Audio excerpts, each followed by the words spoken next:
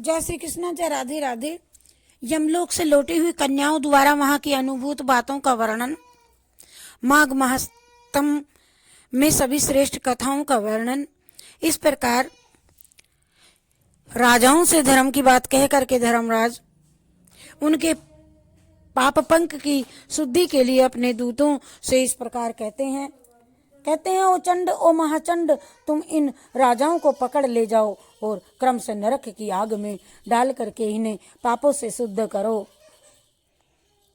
तब वे दूत शीघ्र ही उठ करके राजाओं के पैर पकड़ लेते हैं और उन्हें बड़े वेग से आकाश में घुमा करके ऊपर फेंकते हैं।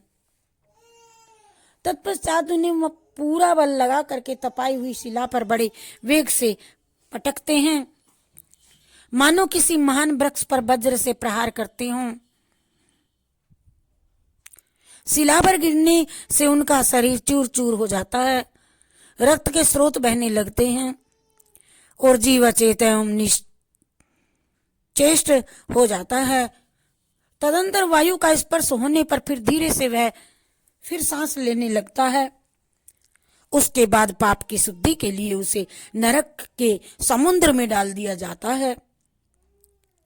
इस पृथ्वी के नीचे नरक की 28 कोटियां हैं। वे 7वें तल के अंत में भयंकर अंधकार के भीतर स्थित हैं। उनमें पहली कोटि का नाम घोरा है और उसके नीचे सुघोरा की स्थिति है, तीसरी अति घोरा और चौथी महाघोरा और 5वीं कोटि घोर रूपा है। छठी का नाम तरल तारा, 7वीं का नाम भयानका, 8वीं का नाम कालरात्रि और 9वीं का नाम भयोत्कटा है।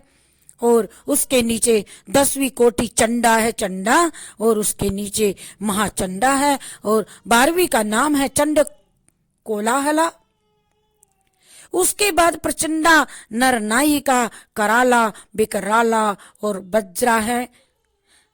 3 अन्य नरकों के साथ वज्रा की 20वीं संख्या है। इनके सिवा त्रिकोणा, पंचकोणा, दीर्घा, सुदीर्घा, परिवतुरला, सप्तभौमा, अष्टभौमा, दीप्ता और माया, ये 8 और हैं। इस प्रकार नरक की कुल 28 कोटियां बतलाई गई हैं। उपयुक्त कोटियों में से प्रत्येक के 5-5 नायक हैं, उनके भी नाम सुनो। इनमें पहला रौरव नरक है, जहां देहधारी जीव रोते रहते हैं। दूसरा महारौरव है, जिसकी पीड़ाओं से बड़े बड़े जीव भी रो देते हैं। तीसरा तम और चौथा शीत और 5वां उष्ण है। ये प्रथम कोटि के 5 नायक माने गए हैं। इनके सिवाय सुघोर, सूतम, तीक्ष्ण, पदम, संजीवन, शठ, महामाय, अतिलोम, शुभीम, कटक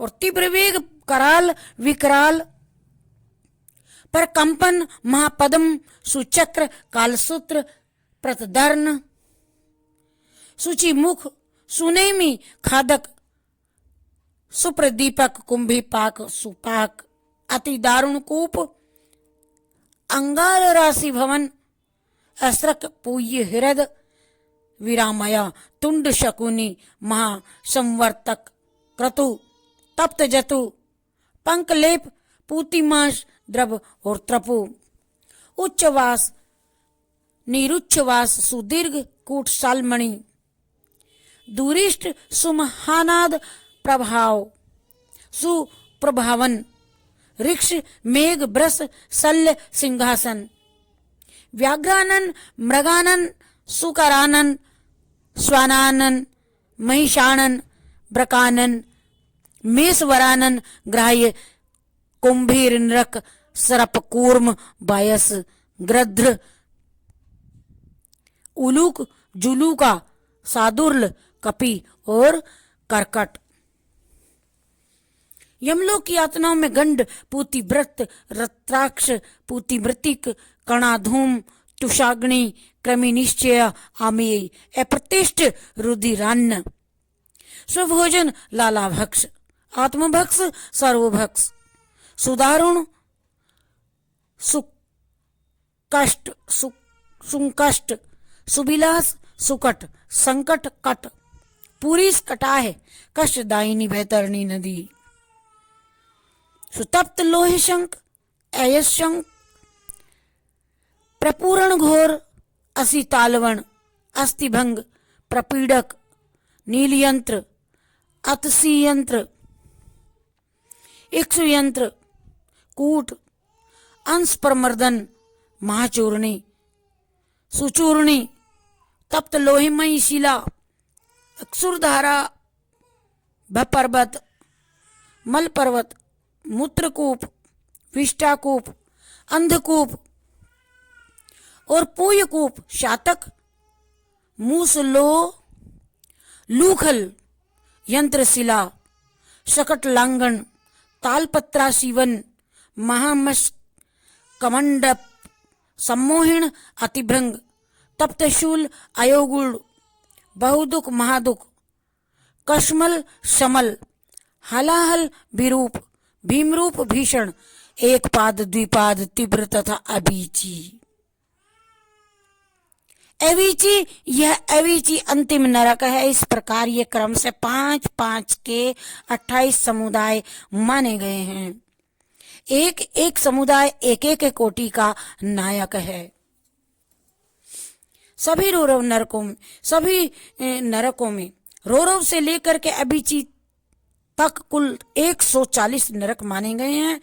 इन सब में पापी मनुष्य अपने अपने कर्मों के अनुसार डाले जाते हैं और जब तक भांति भांति की यातनाओं द्वारा उनके कर्मों का भोग समाप्त नहीं हो जाता है तब तक वे उसी में पड़े रहते हैं।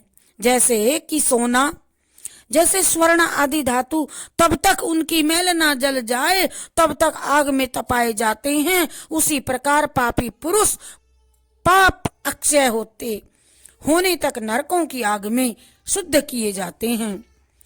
इस प्रकार क्लेश सह करके सब जब ये प्राय शुद्ध हो जाते हैं तब शेष कर्मों के अनुसार पुनः इस पृथ्वी पर आकर के जन्म ग्रहण करते हैं। तृण से लेकर के झाड़ी आदि के भेद से नाना प्रकार के स्थावर जंगम होकर के वहां के दुख भोगने के पश्चात पापी जीव कीड़ों की योनि में जन्म लेते हैं। फिर कीट योनि से निकल करके क्रम से पक्षी होते हैं। फिर पक्षी रूप से कष्ट भोग करके मृग योनि में उत्पन्न होते हैं और वहां के दुख भोग करके अन्य पशु योनि में जन्म लेते हैं। सुनिए, फिर क्रम से गौ योनि में आकर के मरने के पश्चात मनुष्य होते हैं। इतना 84 लाख योनियों का भ्रमण। माताओं, हमने यमलोक में इतना ही देखा है। कन्याएं कहती हैं माताओं को, यमलोक से जो आई थी 5 कन्याएं, 5 कन्या कौन थी, अनुभूत बातों का सभी वर्णन बताया। माताओं, हमने यमलोक में इतना ही देखा है, वहां पापी को बड़ी भयानक यातनाएं होती हैं और वहां ऐसे ऐसे नरक हैं जो ना कभी देखे गए हैं और ना कभी सुने ही गए हैं।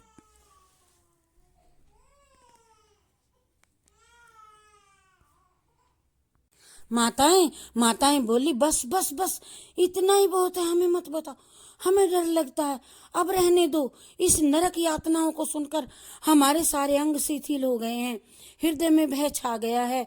बारंबार उनकी याद आ जाने से हमारा मन सुध बुध खो बैठता है और आंतरिक भय के उद्रेक से हम लोगों के शरीर में रोमांच हो आया।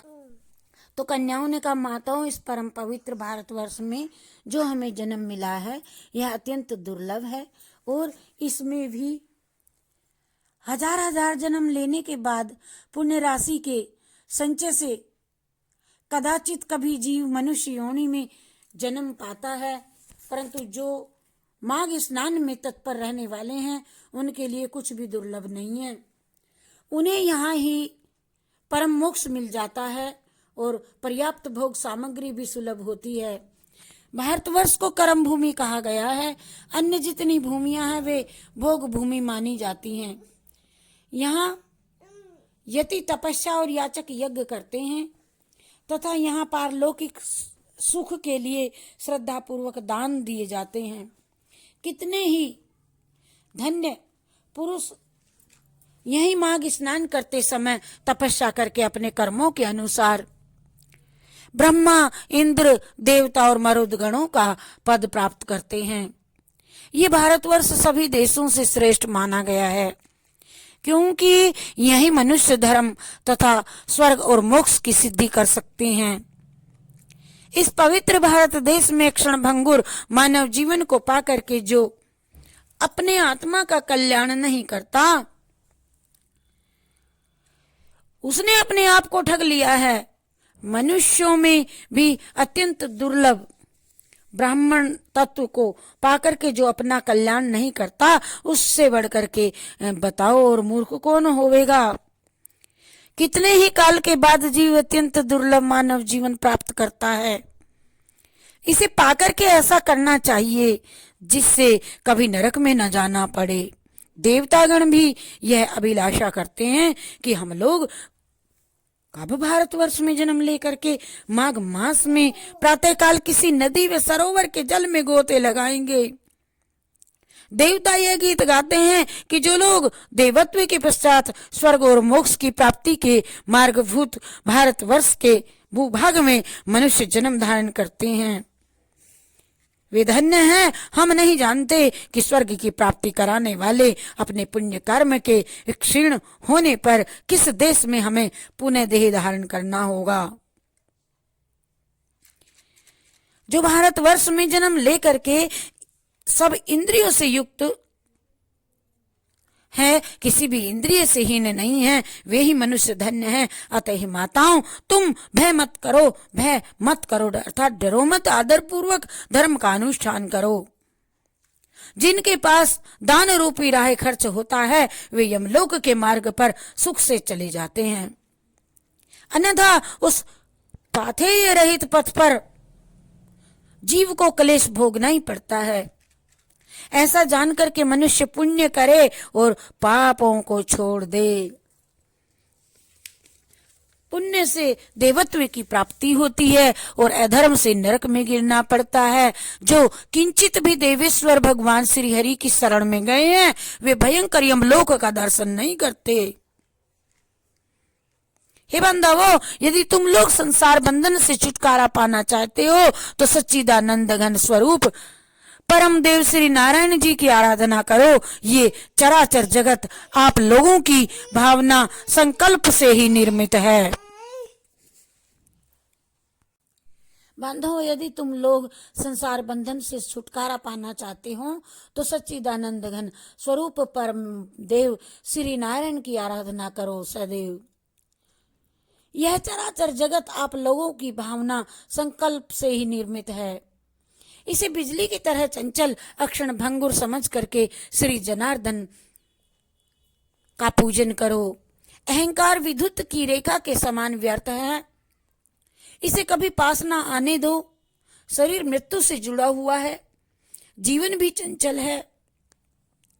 धन राजा आदि से प्राप्त होने वाली बाधाओं से परिपूर्ण है तथा संपत्तियां क्षण भंगुर हैं। माताओं, क्या तुम नहीं जानती, आधी आयु तो नींद में चली जाती है, कुछ आयु भोजन आदि में समाप्त हो जाती है, कुछ बालकपन में, कुछ बुढ़ापे में और कुछ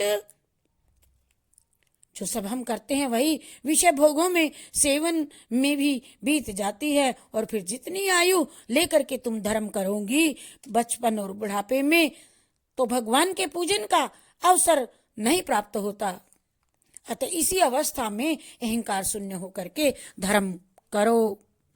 संसार रूपी भयंकर गड्ढे में गिर करके नष्ट ना हो जाओ।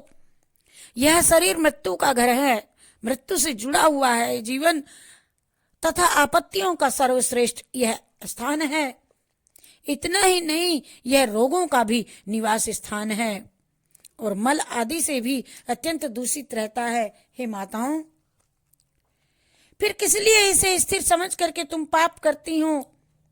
ये संसार निस्सार है, ये संसार आसार अरी काहे प्रीति लगावे और नाना प्रकार के दुखों से भरा है। इस पर विश्वास नहीं करना चाहिए, क्योंकि एक दिन तुम्हारा निश्चय ही नाश होने वाला है। सब लोग, तुम बंधुओं, मित्रों, भाइयों बहनों, सुनो। अब बिल्कुल सच्ची बात बता रही हूं, शरीर का नाश बिल्कुल निकट है। अतः जनार्दन का पूजन अवश्य करना चाहिए। सदा ही श्री विष्णु की आराधना करते करते करते रहो। ये मानव जीवन अत्यंत दुर्लभ है। हे बंधुओं, स्थावर आदि योनियों में अरबों खरबों बार भटकने के बाद किसी तरह से यह मनुष्य शरीर प्राप्त होता है। मनुष्य होने पर भी देवताओं के पूजन और दान में मन लगना तो और भी कठिन है। हे माताओं, योग बुद्धि सबसे दुर्लभ है। जो दुर्लभ मनुष्य शरीर को पाकर के सदा ही श्री हरि का पूजन नहीं करता, वह आप ही अपना विनाश करता है। उससे बढ़कर के मूर्ख और कौन होवेगा। तुम लोग दंभ का आचरण छोड़ करके चक्र सुदर्शन धारी भगवान विष्णु जी की ही सदैव पूजा करो। हम लोग बारंबार भुजाएं उठा करके तुम्हारे हित की बात कहती हैं। सर्वथा भक्ति पूर्वक भगवान विष्णु जी का पूजन करना चाहिए और मनुष्यों के साथ ईर्ष्या का भाव छोड़ देना चाहिए। सबके धारण करने वाले जगदीश्वर भगवान अच्युत की सदैव आराधना किए बिना संसार सागर में डूबे हुए तुम लोग सभी कैसे पार होगे। माताओं, अधिक कहने की क्या आवश्यकता। हमारी एक बस यह बात सुनो। जो प्रतिदिन तन्मय होकर के भगवान गोविंद के गुणों का गान तथा नामों का संकीर्तन सुनते हैं, उन्हें वेदों से, तपस्या से, शास्त्रोक्त दक्षिणा वाले यज्ञों से, पुत्र और स्त्रियों से, संसार के कृत्यों से तथा घर खेत बंधु बांधवों से क्या लेना।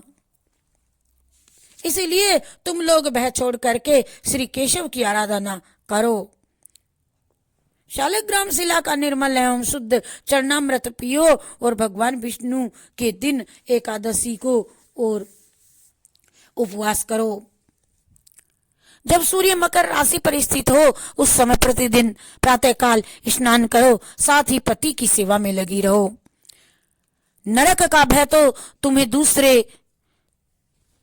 तुम्हें छोड़ देगा और नरक का भय तो तुम्हें दूर से ही छोड़ देना चाहिए, क्योंकि सब पापों का नाश करने वाली परम पवित्र एकादशी तिथि प्रत्येक पक्ष में आती है।